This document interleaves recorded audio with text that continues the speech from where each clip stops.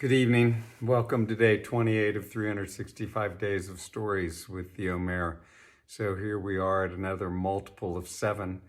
It is the 4th Saturday. So even though I would love to finish the story of Kupti and Amani, I'm going to continue with part 4 of my life as a steward. I have to tell you, today has been a pretty busy day. Otherwise, I would have done this video a long time ago.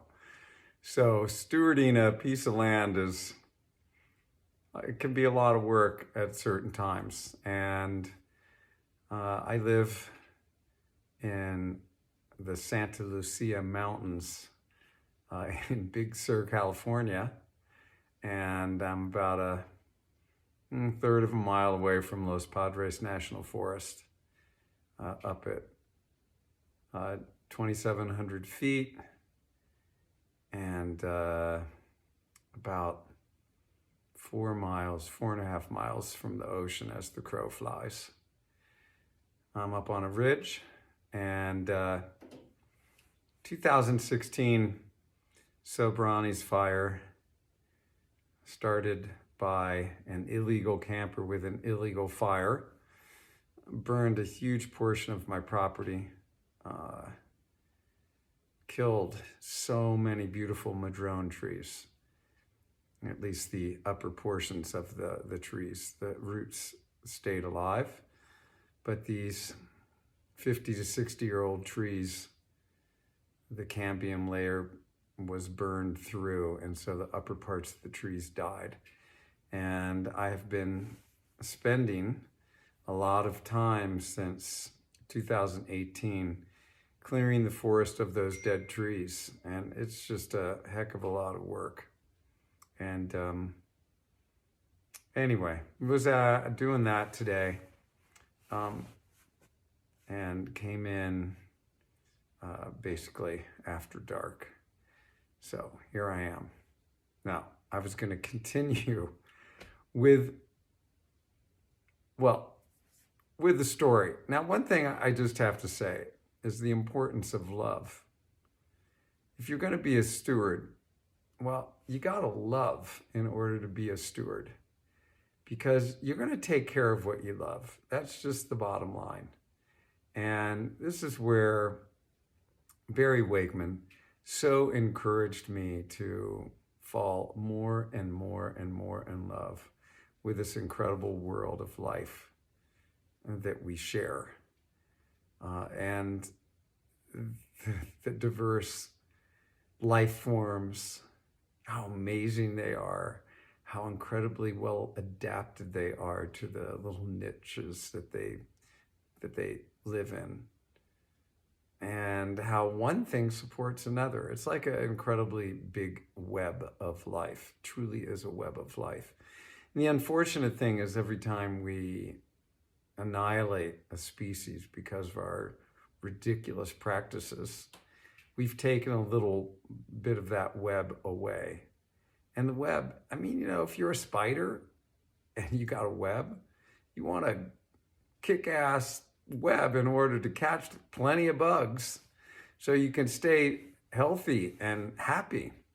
And if you start having a web that has a lot of holes in it, the bugs are just going to fly right through, and you're going to go hungry. And that's kind of what we're creating at this point in time. We've really, I think, messed up the web of life, and it's up to us to change all that. I'm not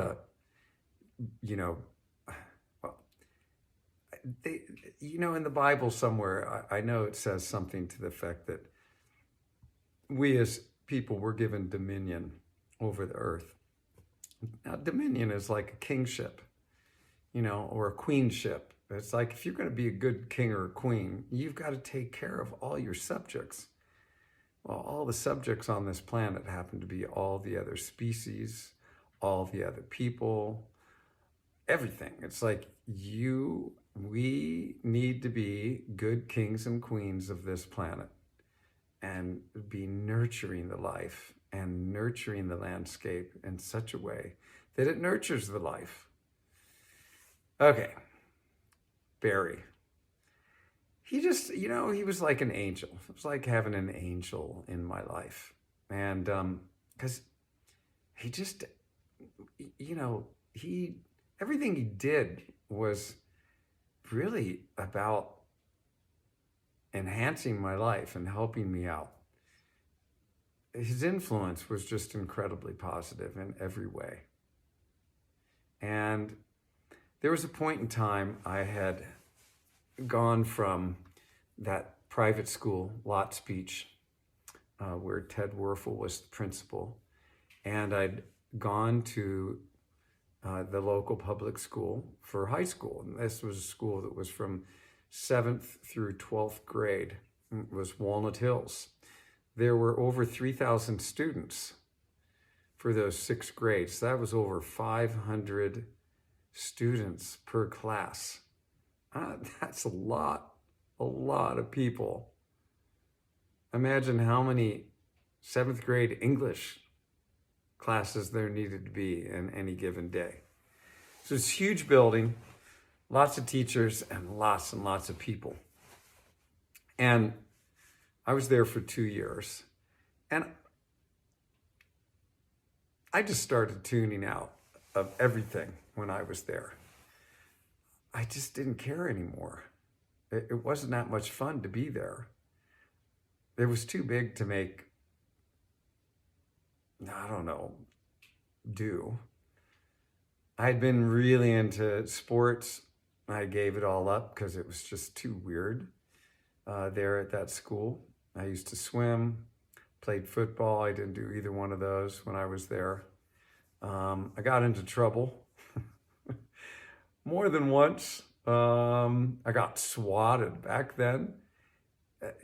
You could get swatted with a big wooden paddle. I got swatted for climbing out of the window of Latin class with my friend Giles Dillingham. Miss Timmerding didn't see us at first, but I guess, the rest of the kids started laughing and she realized that we had gone. Anyway, Walnut Hills was not really a cool place, and my mom, more than anybody, realized I wasn't really thriving there. And somehow she got into a conversation with Barry about it. And Barry, who'd gone to a boarding school in New York, the name of which I think it was called Trinity Pauling School, he suggested that my mom look into boarding schools for me.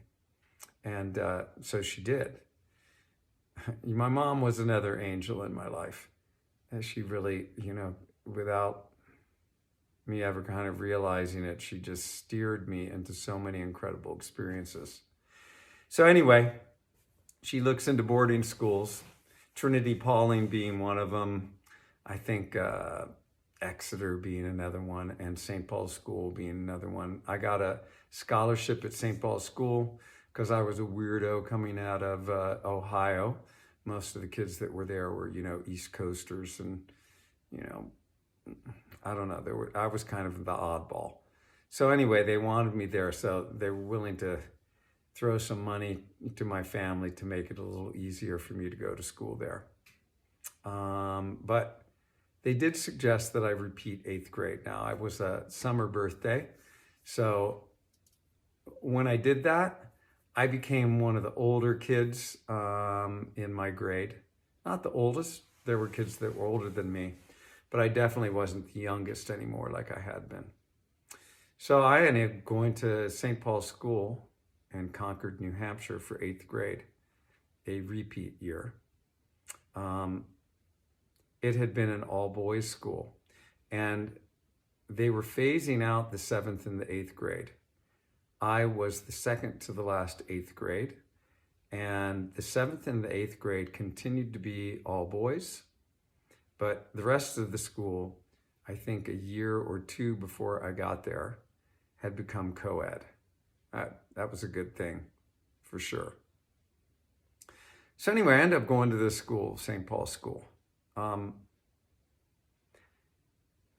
It was a campus that was unbelievable. Really, really nice architecture, beautiful buildings, beautiful dormitories, very well kept. Everything was so well kept.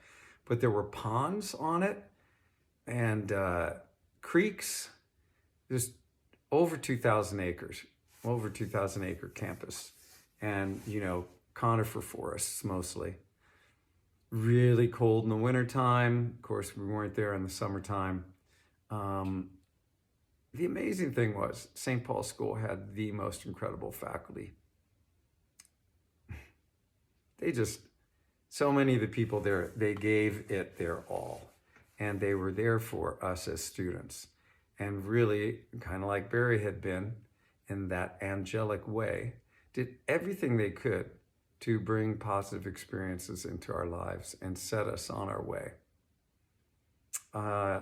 There were some standout people for me at that school. The main one being John Buxton. He was my football coach, my wrestling coach, English teacher, confidant, greatest supporter at that school. If I had not gone to that school when John and his wife Pam were there, I don't think I would have been able to stay. He was real. I could talk to him about anything. He kind of came from, a similar background that I did. And just, wow, gave so much to me during my time there. And other faculty members did as well there. My math teacher then, Miss Hurley. I wasn't a good math student, really. And I can't even remember what we were, it was probably algebra or something, it was in 9th grade because I know girls were in my class. And she spent extra time with me, helping me understand how to do things. And suddenly, it all clicked and I just kind of got it. And suddenly, she would have me present the information to the rest of the class on how to do a problem at the blackboard with chalk and everything instead of her.